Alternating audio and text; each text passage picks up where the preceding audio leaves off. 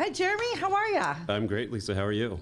I'm really, really good. I'm so glad to have you here today. Oh my God, it's so fun to be here. Having listened to your podcast for a while now, it's exciting to be a guest, actually. Yeah, well, I'm actually, you and I've met a few times, but I'm actually excited to get to know you better. I realize there's a lot of things I don't know about you, so I'm They looking say still forward to it. waters run deep. So here I am. I love it. I love it. How long have you been at Colliers?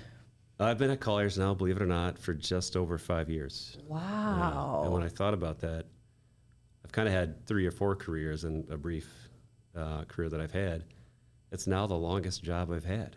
And I'm like, my gosh, Really? how is that possible? Because I look back at all the things I've done, and they seem like such distinct and important chapters of my life, but that they were somehow less time than I've now spent at Colliers seems hard to believe. Wow. Yeah. But it's been a really fun, exciting, dynamic 5 years. Wow. Yeah. Isn't that interesting? Well, and you have done a lot. You started out as an attorney? That's right, yeah. Well, I'll give you the backstory. Yeah. Because that wasn't always the plan. Okay. I didn't You were have going to any... run a bakery. No, you know what? Honestly, I grew up in a small town, South Boston, Virginia. Most people certainly probably never heard of that and couldn't find it on a map. It's about 2 hours southwest of Richmond, Virginia. Really? Okay. And so grew up in the proverbial tobacco field. My family wasn't into agriculture, but we grew up around that. Really? Yeah. So much so that I've talked to people here. In fact, I learned recently that there was some tobacco production in Minnesota. I didn't know that, but people grew up around tobacco. Huh. I'm like, the aroma of tobacco, even now, there's nothing quite like it. So that was a big part of my childhood, walking through the Really? tobacco warehouses and seeing the inspectors and the auctioneers buying the leaves and so forth. I know Very nothing interesting. about any of that. No, right, exactly. This was pre-tobacco litigation of the late 80s, early 90s, and then everything kind of went upside down. And then my town after that was a bit of kind of a manufacturing town. We had ABB and a number of other. My dad was a car salesman, and my mom was a housewife effectively, a mom to 4 boys. I was the second of 4. Wow. And we kept her very busy doing God knows what.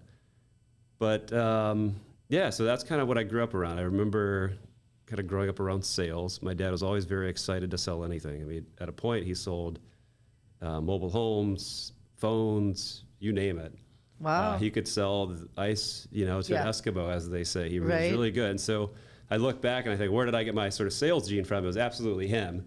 We have very different styles that you kind of have to adapt. But that's where I got it. And so no one in my family had ever gone to college, and so I was sitting there and Really? 7th grade, long time ago. Yeah, 7th grade. You think about these moments that really formed you and how life takes these pivots. The junior ROTC came and did a performance at our middle school, and I thought, that's cool. That's really cool. And so I signed up for ROTC, and then a number of years later, I was in ROTC, and I learned about the senior ROTC scholarship. And to that date, I had no idea. I always aspired to go to college. I told my family at a very young age that I would. Had no idea what that meant or how to pay for it. But I learned about the senior ROTC scholarship and then applied for that in 99 when I graduated. What do you do in ROTC? I don't even know. Oh, well, you're kind of, you're a cadet. Yeah. And so your first couple of years, you basically lie in the woods and do these field training exercises. Really? And you're kind of at like 14 or well, junior ROTC not so much, but it's in college, yes. Oh, okay, okay. And then you're kind of learning leadership, military history, how to find your way around the woods, read a compass, a map, all that stuff. It's really fun. I enjoyed it. And it had a level of structure to it that I didn't have as a kid growing up. Okay. And so I found myself kind of a magnet to that. Interesting. And so I stuck with it. And the senior ROTC scholarship was a light bulb moment. It's like, that's how I pay for college. Got it. Which was amazing. So I hand filled out an ROTC scholarship. You couldn't do that anymore. Yeah, right. Yeah, right. Technology's changed a lot in 20 years. Yeah. Hand filled it out, mailed it in. March of my senior year in high school, I had applied to the University of Virginia and accepted an offer, still had no idea how I was going to pay for it. Richmond called, University of Richmond, and I had thrown Richmond on as kind of throw in or toss away on my application because I had gone to a basketball camp there. And I was like, oh, this is cool. It's a college. Richmond was the only school that I put on my scholarship application that called.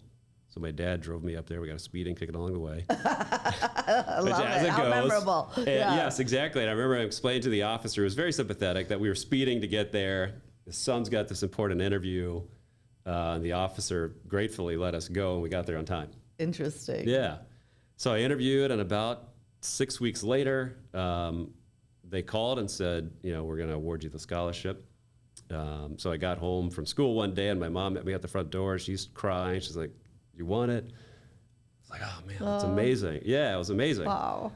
So then Richmond calls me like 2 weeks later and says, good news, bad news, you've got the scholarship, but you never applied to Richmond.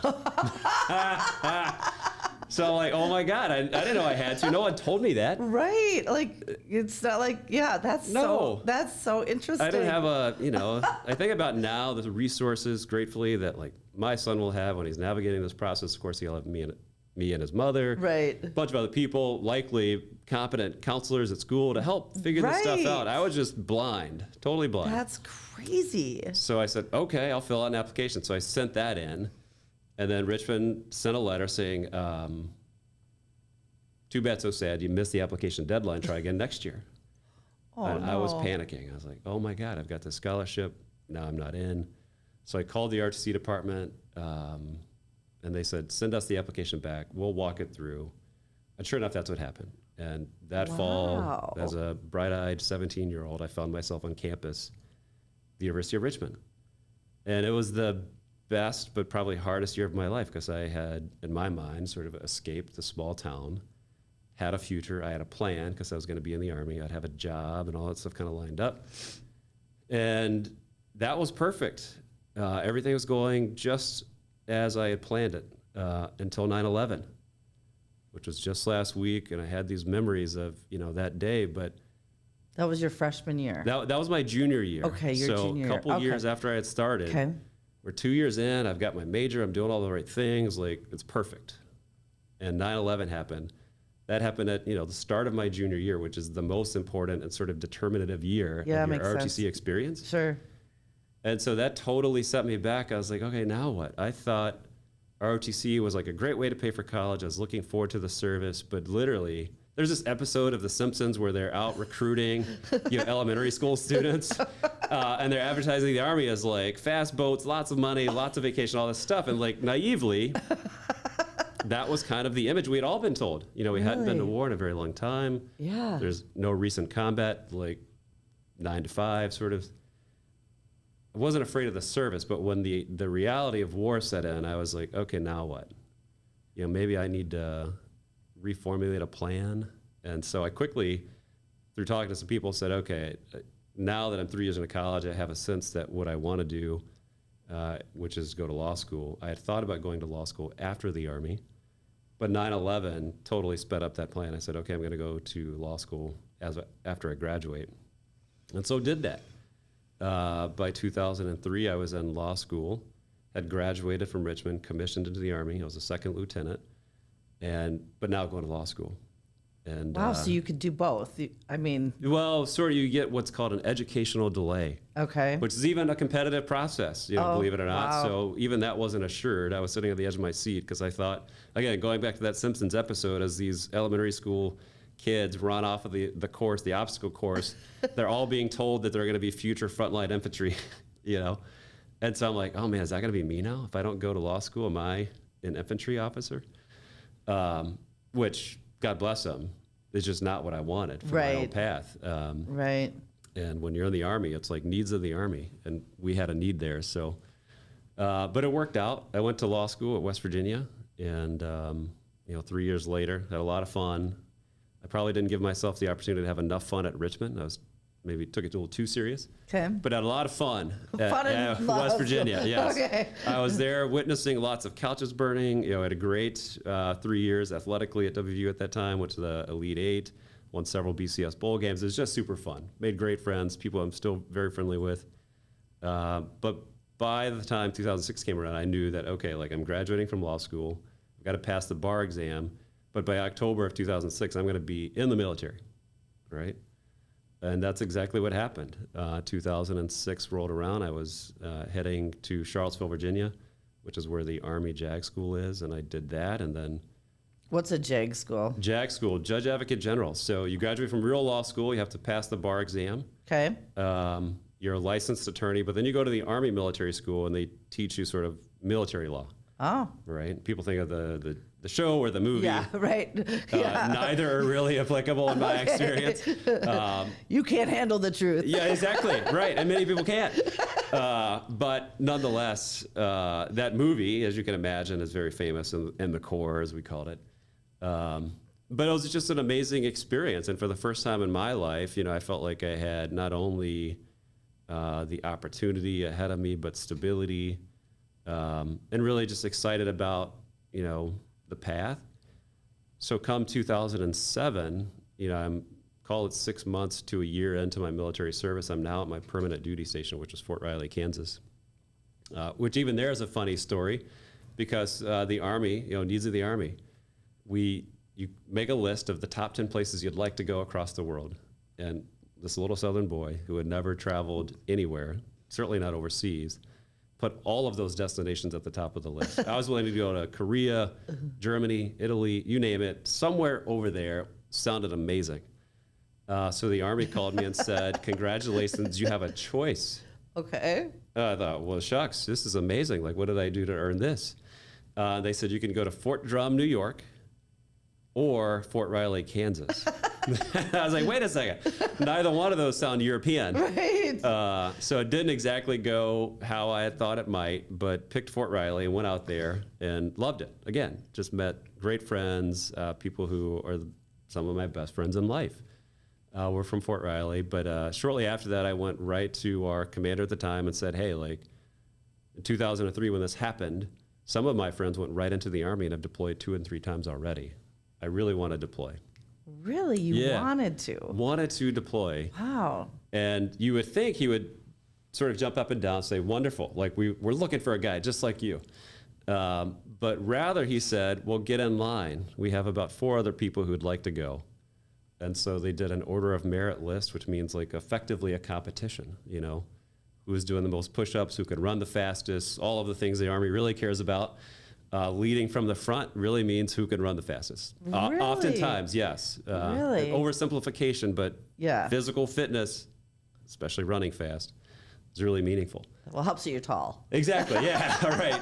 Sometimes. I'll come back to that later. Oh, okay. There's a sniper implication there.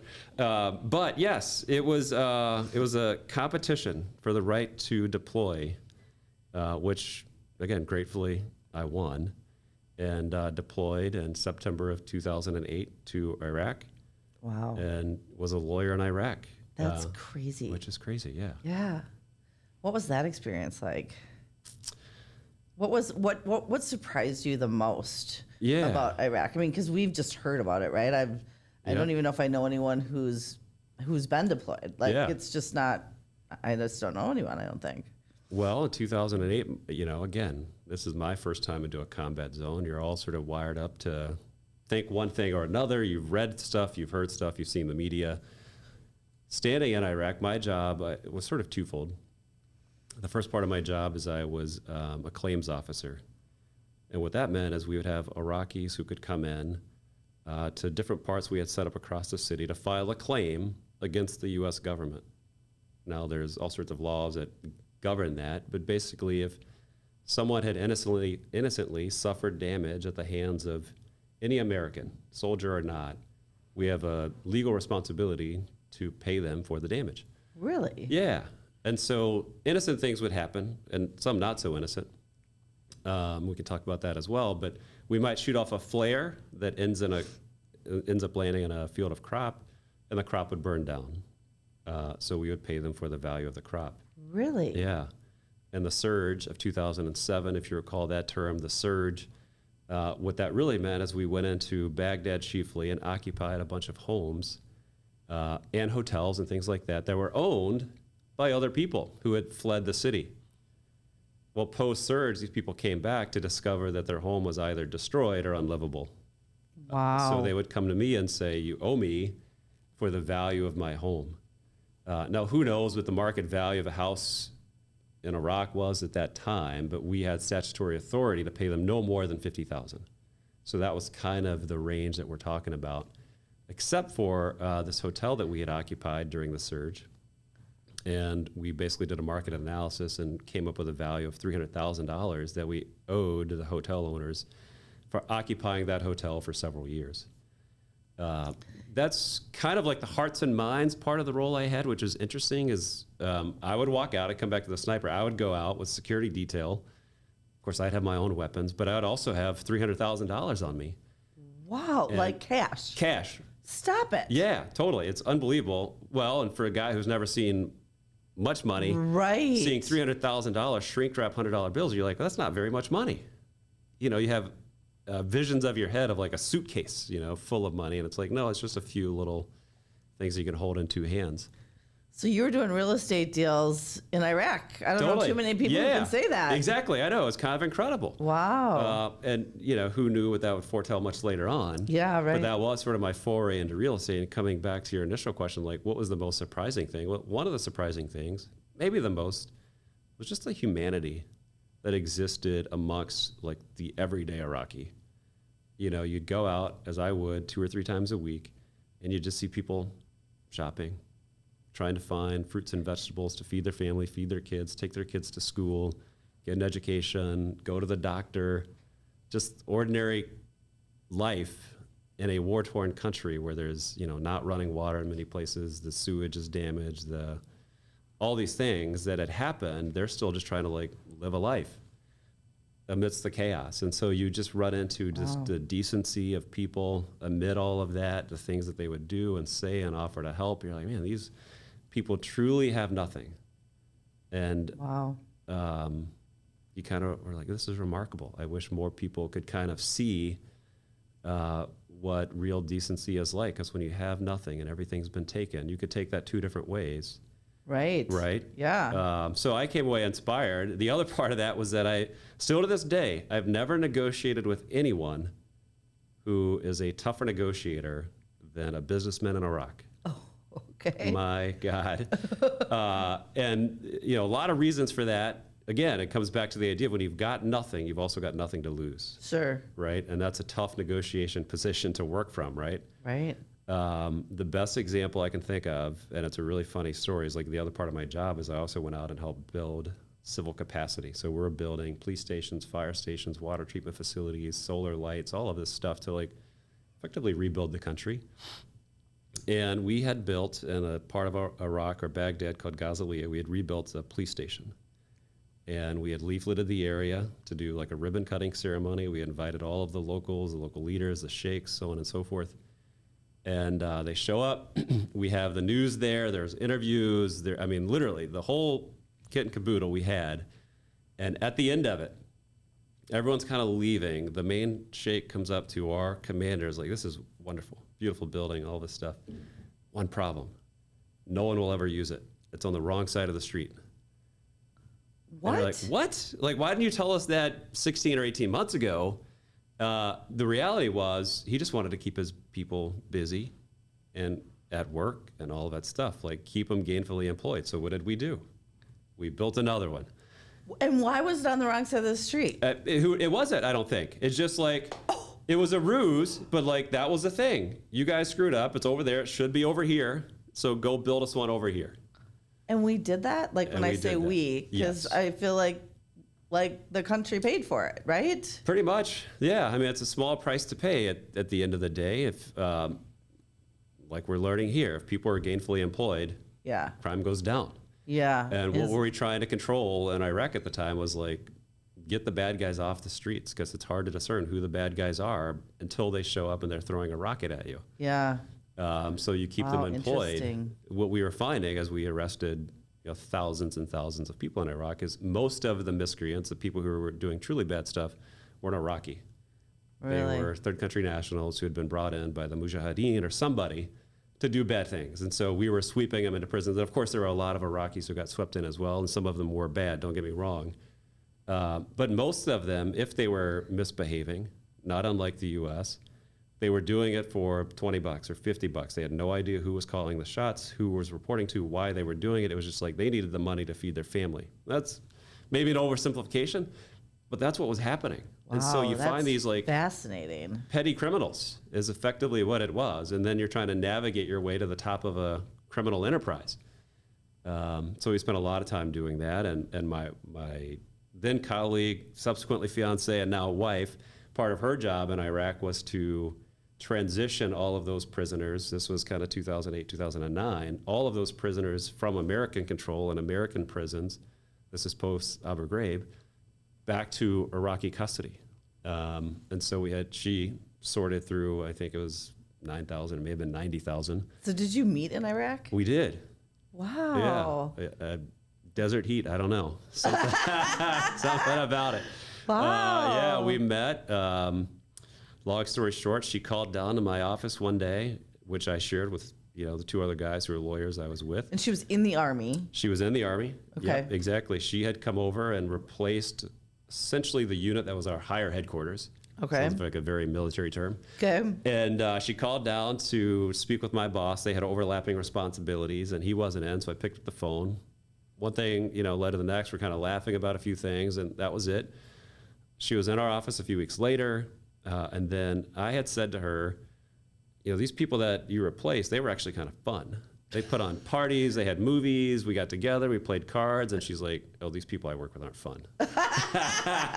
But we'll do something. And so that sort of catalyzed a movie night where we got all together, watched a movie. It was predictably very awkward for everybody. But after that, I remember sitting around, and I had been studying Iraqi Arabic for some time, trying to read it. I had interpreters that I worked with. I was in the streets frequently, so I felt like conversationally I wanted to be a little more fluent.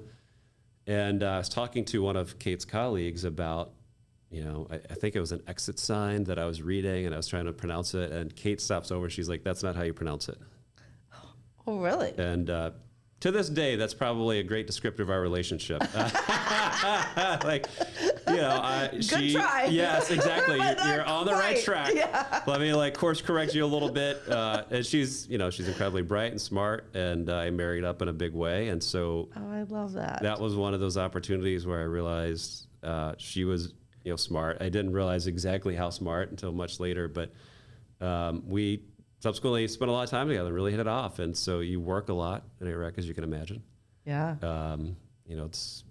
You're in the office at 7 a.m. You don't leave until 9 or 10 or 11 p.m. and all you do is eat in the interim. But we would frequently meet up at 11 p.m. and go grab a cup of coffee and just talk about life. And 3 months later, I'm about to board a plane out of Iraq to Kuwait on its way to London for my R&R. And she asked if she could join me to BIAP, Baghdad International Airport, to wait with me on the tarmac as this plane was about to pick me up. So she comes out, and before I take off and before she heads back, I propose. On the tarmac. On the tarmac. Oh, how romantic. Yeah, it was in the moment. That's awesome. It was awesome. So we started to figure out what that meant. You're in Iraq, you're from different parts of the United States and so forth, but it all worked out. We got married September of 2010.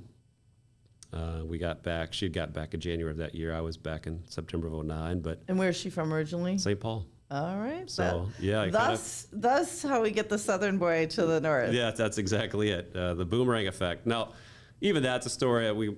But the long story short was when she had to go back to Iraq a second time, and I was getting out of the Army, and I had been looking to San Francisco, Portland, Seattle. This little southern boy who had lived in the Midwest now in both Texas and Kansas was looking to go west and just explore it. Again, somewhat naively, I just thought that'll be fun. Along the way, over the next few months, she had a few deaths in her family. And during my job search, she was preparing to go back to Iraq. We met here for a funeral. On the flight back home, I thought, Kate, maybe this is an omen that we should move back to Minnesota. And I'll never forget, she's like, wherever you want to go, I'll follow you.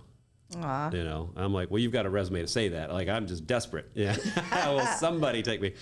But it worked out. And, within a few short weeks, I was back in the Twin Cities, kind of doing the great American job search. And, I had a suit that I had newly bought, Still had a buzz cut right out of the Army. I came up to the Twin Cities and met with a few people who I had been connected through for family and family friends. One of those people was Pat Ryan. Nice. And I didn't know then what I know now, but there couldn't have been a better relationship to have made. And so I went back to Texas. I really took that meeting as sort of an informational. I don't think I told Pat then, but I would tell him now, like, I didn't know anything about Ryan. I had no idea, you know? And so took the informational interview, met a bunch of great people. A couple of days later, Pat calls me and says, what would you think about coming to work for Ryan? And I said, that sounds great. What would I do? You know, because I wasn't interviewing for a job per se. Right. And I'll never forget it, and I'll always thank him for it. He said, we'll figure that out. You know? Yeah. And, you know, this is March of 2011. Not a great time to be hiring. Right. Thank God he was a CEO with some, you know. Yeah, a little pull. He could get some things done, around there. And they took me in, and sure enough, we started to figure it out. It took a little while, but I was able to experiment with like where my fit was going to be, and could meet with Pat periodically, and felt like I had a champion there to, you know, kind of maybe give back or do something right for someone who had done something. But whatever it was, whatever the motivation was, whatever he saw in me, you know, I'll always be grateful for that, because it really catalyzed all the things that came after that. Wow. Yeah. That's really cool. Yeah. And, you know, at the end of the day, every person needs those opportunities, you know, someone to see some potential, open a door, and then any minute will tell you from there, you've got to kick it in. Yeah, right. And, I love that. Yeah. That's a great quote. Exactly. And I was determined in my own head not to fail. And that's probably a chip I've always had on my shoulder. Well, even when I went to Richmond, I recall just thinking, God, if I don't do well here, the alternative is going back to South Boston, where there's like, I didn't feel like there was a calling for me there. That would feel like failure. There wasn't a golden parachute per se. Yeah, for sure. So even then, like after my freshman year of college, I went and I worked at Walmart. I was a cashier at Walmart, and I thought, my God, I mean, no disrespect to the cashiers at Walmart, but I want to do more. Hopefully this is not, you know, where you are. Yeah, totally. Yeah.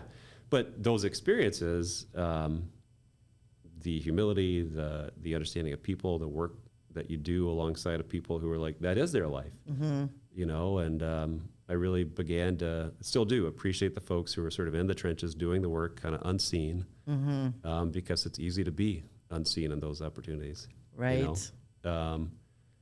But yeah, fast forwarding back to Ryan, I did a little bit of construction management, a little bit of project management, went into real estate management services for a bit, sort of saw what it's like to be a property manager. Long enough for me to go to Pat at some point and say, gosh, if I have a home here, I really do think it's within development.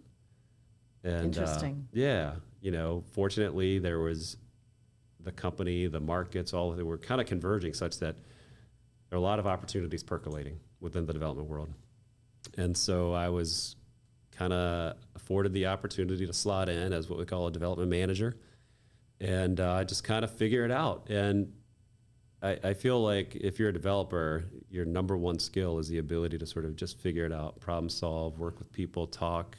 There's so many things. There's so many elements, and so you have to constantly.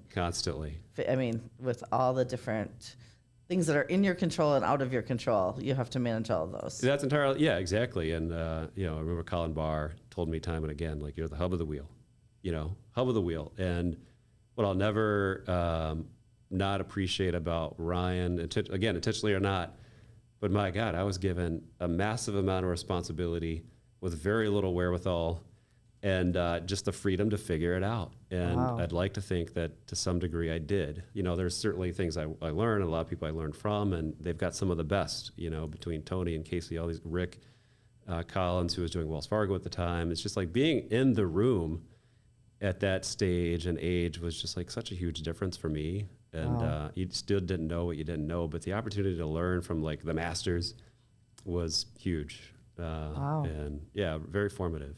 Yeah, what a Yeah. great opportunity.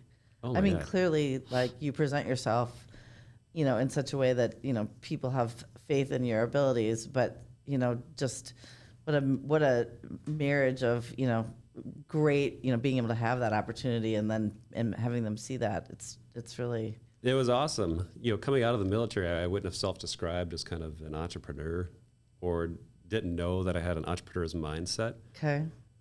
But starting at Ryan, it allowed me to sort of discover that entrepreneurial ethos. And like, yeah, you really just do need a flexibility to kind of do some things your way and figure it out and massage, and like the puzzle pieces kind of come together, sometimes not so cleanly, other times cleanly. And I'm like, where did I get that? Again, I look back to my dad, who was this kind of feisty car salesman. Just love the deal, love figuring out the details. How's this going to work? Like, what's going to motivate them to buy? And development's much more complicated than that. But fundamentally, that ethos of like just trying to get after it and sticking with the deal was super fun to me, and still is. And honestly, that's like the best part of what I do at Colliers is I'm surrounded by, call it 60 fierce entrepreneurs who are building a business day in and day out, and I get to help them do that. When we hire at Colliers, I tell everybody we hire, like, if you can, going back to being mission, vision, purpose kind of person, if you can get inspired to help somebody find a job each and every day to go home and feed their families, like, you will love it here, because we have 60 people who walk in the door every day unemployed. Completely. Right. Yeah. And so I feel passionate about that. I love the work that I do. I love the work and the people that I do it with. And it's just been a great opportunity to continue to build on the ethos that I didn't even know I had, 15 years ago, 20 years ago. How did you ever leave Ryan? Oh my God. That is, I don't know. Honestly, leaving the Army was very tough. Interesting. Right. Leaving the Army is very tough, because even though I felt convicted that it was the right thing to do, the right time, Kate and I had sort of done our part. We had been deployed. She was deploying a second time. And we had this epiphany that this could go on forever in terms of deploying. Okay. We had friends who were married, who had kids, and they were deploying to different parts of Iraq, off cycle. I mean, literally no time together. And we're like, gosh, admire the death out of them, but don't want to go down that path. Sure. Makes sense. So started at Ryan, left the Army, and I think it was 4.5 years in. Mortensen called, and it's interesting. You look retrospectively. I had been in Colin's ear saying, "Hey, it seems like to be successful here, you need to be a specialist." You've got Tony kind of killing this multifamily thing, and Eric was doing senior living. Casey was the industrial guy. Rick was doing office. And I was kind of doing a little bit of everything. And Colin, he might regret this if he hears it, basically said, don't worry about that. You'll find out that being a generalist is actually more valuable, Interesting. And he had learned about me at that time probably that I was early 30s, maybe later than some people get started in the industry.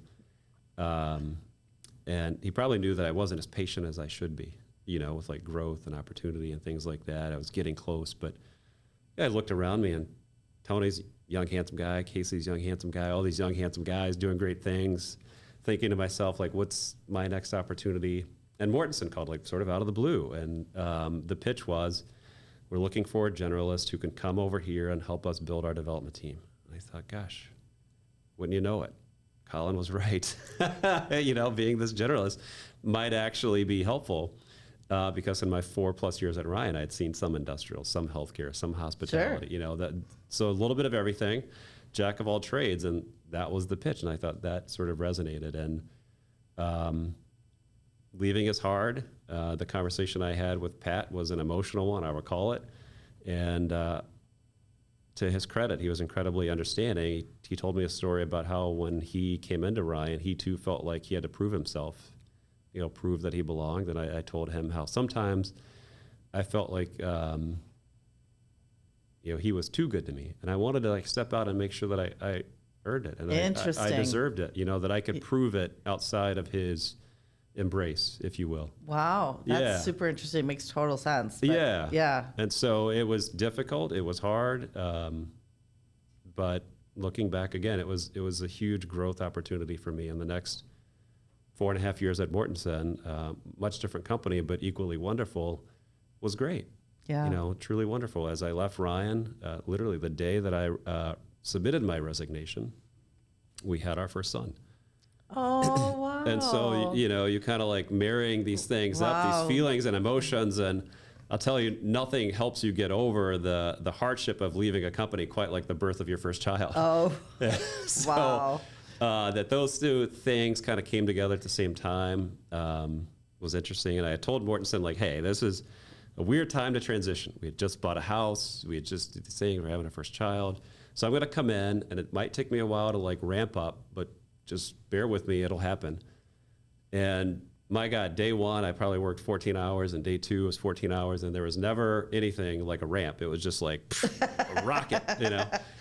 But it was fun, and I felt the pressure, you know, the pressure of being an originator, to being able to source your own deals, Yeah. and doing it in a company that was much different than Ryan, and how I had been thinking about development and maybe what the right opportunities were. And so I felt like I had a lot to figure out, and I also had a lot to prove, not to Mortensen because they clearly believed in me, but to myself Yeah. that like, okay, I belong here and I can do this. Right. And thankfully, almost right away, a few things kind of broke in our favor, and landed a couple of very nice deals. One was an Alina clinic that we built and developed out in Hastings, Minnesota, and the other, even bigger than that, was Discovery Square, which is a collaboration with Mayo Clinic down in Rochester, yeah, you know, right. which was Yeah. part and parcel of the DMC initiative, and it's kind of a huge statewide thing. And so very competitive. We had national developers coming out of that, local regional developers, and to sort of be able to steer that team, it was absolutely a team effort, but to be the developer responsible to really put together a lot of the strategy and travel the country to figure out like, what does all this stuff mean? Yeah. It was awesome and affirming, right? And Right. you need that as a young professional. You need those wins to kind of put some wind at your back, Yeah. and to build a coalition of people who are like, okay, we'll get behind this guy and kind of do our part to help him. Interesting. Yeah. Interesting. So So you were managing people there, and now you've moved on and you're managing a whole bunch of people. Yeah. Building, I mean, taking Colliers from kind of a really kind of the Welsh. that's you know, right. from Yeah. Welsh Yeah. to Totally. Colliers. Yes. Like yeah. from local to corporate. I mean, not that it's, you know, but just it's a really different, I mean, there was a lot of transition going on there, from the old culture to what you've created today, which is you've just grown the heck out of it. Totally. Well, I've said the word naive a few times, but I'll reiterate it here. I was the reason that I left Mortensen, again, I was very happy and a lot of things were going right, but we had our second son, whose name is Martin. And so Martin was born in April of 2019. And we had learned at about 10 weeks of gestation, which was on my birthday in October of 2018, that Martin would be born with Down syndrome. Wow. Yeah. And so for 8 months or whatever it was until he was born, like that didn't hit me as much. And it certainly hit my wife like right away. Yeah. And I'm like, we'll figure this out. You know, Yeah. it's not a big deal. We're built for this. And then he was born and I'm back at the office, like as you do. And I'm thinking, what the hell am I doing? You know, I'm booking another trip. I don't remember where, but I was at my desk booking travel to go somewhere else. And I'm like, okay, we've got 2 boys now. My wife has got a very busy professional career. She can't do it all by herself. I feel like called now to be closer to home, Yeah. more reliably. Martin's going to need me. He had a heart surgery at 6 months. Wow. And so in that stage, the thing that I did, and I'll never regret, because I was just like looking for some life advice, is I reached out to Jean Kane, Okay. who I had gotten to know quite well through ULI. She was the chair. I then succeeded her as chair, and so we had built a relationship. We'd spent time in Big Sky skiing on a ski lift together, and I realized then that she's a much better skier than I was. But in any event, I called her and I said, Jean, I feel like I'm kind of at this crossroads. I'd love to meet with you just to kind of hear your take on this, maybe ask me some questions to figure out. But where my head was is like, I don't know what I want to do, but I feel like I'm at this like crossroads where I need to do something else to stay local, to be close. Sure. And to her credit, she entertained all of the questions, asked me thoughtful questions, provoked me, and sometime later said, you know, I feel kind of wishy-washy even saying this because you're a client, but we need a new leader for our business. Would you consider that? And one thing led to the next, and I did obviously consider it. And we talked about it, and I met other leaders within Colliers, and 3 or 4 or 5 months later, I don't quite remember, I had agreed to become the incoming MD of Colliers. And I started, I think, in August of 2019. My son had his heart surgery shortly thereafter, so I really got my start in September of that year. And what I learned then is, man, you should ask more questions. Like, I had a problem to solve, and this was an opportunity that opened another door, and it kept me in real estate, which is very important. It kept me in a leadership opportunity. It felt like real growth. Yeah. But I didn't know what I didn't know, and there was a lot I didn't know, good and bad, right? Right. Good and bad. Sure. But we were at an inflection point as a company where 2 years prior, the company had been sold in part to Colliers, a Toronto-based company that's global, and it would be completely bought out by 2021.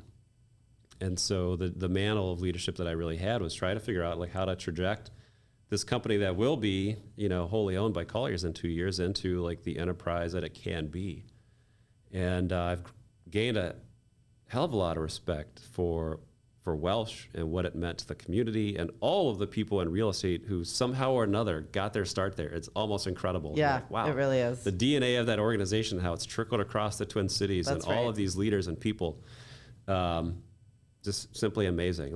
No matter what they think about it now or whatever, it's just amazing that happened. That's right. Right. But that wasn't my baby, right? I didn't know how to carry that water, so to speak. And so what I could do is provide a vision for what the future could look like, what the opportunities could look like if we adopted more of the tools, the technology, the resources, got into more of an enterprising mindset. And so we started to do that work. And, people kind of come and go along the way, but you feel like you're building the right thing that is going to be the net, right, that might catch the right fish. And sure enough, it was uneven at times and unsteady at times and unsure at times. You're going home oh my God, are we going to figure this out or not? But there are always a few moments in time where you think, okay, looking back, that thing was so critical to success. Whether it was hiring a particular person, who just bought in and started to do the work and build the thing and move it in the right direction. Get your own house in order, right? So if you can get things stable and positive, again, hiring to the right mindset. Yeah. Why are you here? It's to support 60 people who show up unemployed every day. Yeah. If people have a common embrace of that idea, then you can build a lot. And it allows me as the market leader then, market leader now, I've got expanded responsibilities, but you can recruit to that. Yeah. Right? And so that, alongside of a robust sort of platform and national, international profile has allowed us to grow and recruit some of the market's best brokers locally. And quite frankly, now that I'm a regional leader within Colliers, I can say that we're kind of catching up to Colliers everywhere else because, whether it's recruiting from a CB or JLL or Cushman or boutique firms, we're winning more than we're losing in a lot of those battles because people really value our broker-focused mindset, and we've kept the focus on the brokers. That's not always easy to do, but we really do empower the entrepreneur to run their business. Interesting. And, I can't speak to how our competitors run their businesses, but I can tell you that that's a value proposition that speaks to not every broker, but many of them. Yeah, for sure. Yeah. Yeah. Interesting. Yeah. Well, you are fascinating. No. Oh my goodness. Well, I can't wait to see what happens in your future. Who knows? You're able, you just tackle the challenge and wow. Yeah. You kind of try to do it as gracefully as you can. Carry as many people with you can with you. And who knows what happens from here, but I'm very happy with where things stand and how it's gone. You look back, there's always things you might do a little bit differently, but then you're like, well, what would the butterfly effect be then? For sure. It's right now, we're incredibly happy. There's still work to be done, but as I look at my share of the Colliers pie, which is 8 or 9 states, Ohio, Michigan, Pennsylvania, Wisconsin, Ohio, Iowa, the Dakotas, Minnesota, of course. Tremendous opportunity to grow and continue a successful story. And what that means for me, I'm not sure, but I just enjoy the work. So Yeah. It's a lot of fun and the people are great. Well, and all, listening to all those experiences, it just feels like all of that has gotten you to where you are today, and you're right where you're supposed to be today. Yeah. It's funny because, as you can imagine, I meet with a lot of people who want to get into the brokerage business, which these days is like a little less appealing maybe than it used to be. And right. I'm maybe more honest than I should about how hard it will be It is at so times. hard, It's so hard, right? But what I often tell them more times than not is if you just take a study of my career, just know that it's not a straight line. Like, you don't have to get into this industry right out of college. Right. Go gain some life experience and do something else. Yeah. Join an Oracle and sell some product there, travel a little bit, because you become way more valuable to our clients who have diverse experiences, diverse perspective, all of that stuff. 5 years from now, way more valuable than coming right out of college where you really know nothing. Yeah. Wow, that's really, you might have so some hustle, true. right? But right. The only way you gain life perspective is to live a little. So give yourself the opportunity to live a little. So many kids feel so much pressure to totally be a high earner now and figure it all out and know what they want to do. But I think the grace that we can give a lot of kids is to release that pressure. Now, financially, all that stuff, I'm very mindful that people need to take care of themselves. Yeah. But where you can and where it's possible, pursue something else. Even if brokerage and that entrepreneurial attitude is your core, again, you're going to be more successful having done something else, because you'll bring that perspective into the business, and you'll be able to talk to clients like the one you used to be, whether you're at an engineering firm, a software firm, a tech firm, an accounting firm, wherever it is. You'll understand the mentality of the CEO and the CFO of those firms, right? Which means you'll be way more successful as a broker. Because, when we sound like the decision maker, we're hired more often. Yeah, interesting. Right? That's a really good point. Yeah. Well, I've enjoyed every minute of this conversation. So much fun, Lisa, as always. I've learned so much, and just fascinated. It's just really interesting. It's a real pleasure. Well, thanks for having me. Thank you so much for doing this. for being on today. Happy to do it. Thank you.